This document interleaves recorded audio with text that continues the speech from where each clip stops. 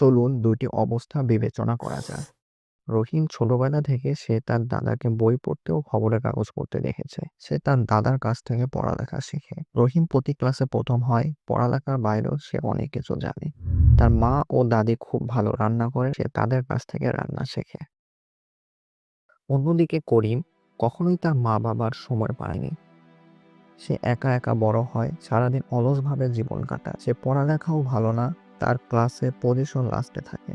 সে ১ম হওয়ার জন্য দিনরাত পড়ালেখা করে এবং রেজাল্টের দিন দেখা গেল সে এবং রহিম ২ জনই ১ম হয়। কি বুঝলেন? আসলে গ্রেডিং এর দিক থেকে ২ জন ১ম হলেও জ্ঞানের পরিধির দিক থেকে ভিন্ন।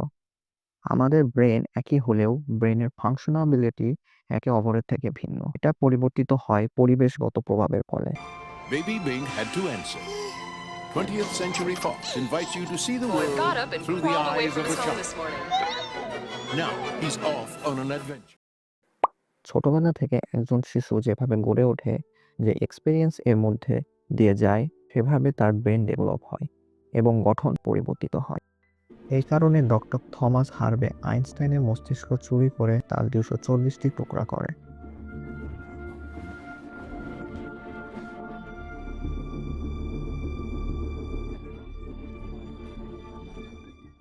এবং লক্ষ্য করে তার ব্রেনের প্যারিটাল লোব বড় ছিল স্বাভাবিক মানুষের চেয়ে ১৫% বেশি।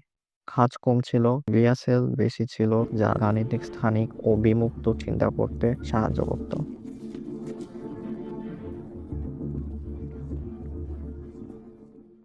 আমরা যেসব সফল মানুষ দেখি তারা তার জীবনের এমন এক অবস্থায় ছিল যা তাদের ব্রেনকে করেছে অন্যদের থেকে ভিন্ন। যেমন একজন মিউজিশিয়ানের ব্রেন এর প্যারিটাল কর্টেক্স অন্যদের চেয়ে উন্নত, যা তার ইনস্ট্রুমেন্ট প্র্যাকটিসের মাধ্যমে গঠিত হয়।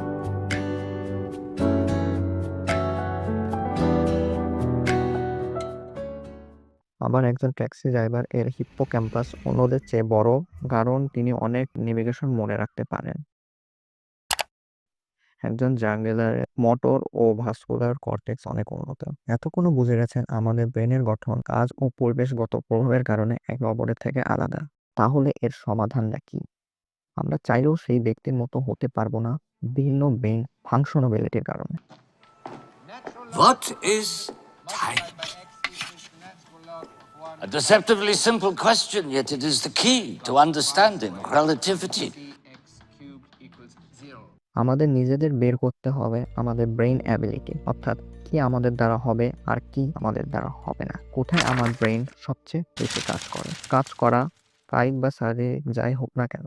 ব্রেইন অ্যাক্টিভ রাখা, কমফোর্ট জোন না খোঁজা, বেশি থিঙ্কিং, কোনো বিষয় সম্পর্কে ইনডেপথ সম্পূর্ণ বোঝা এবং সকল মা-বাবাকে শৈশবে তার সন্তানের নিউরোমডুলেটর উন্নত করতে কাজ করতে হবে।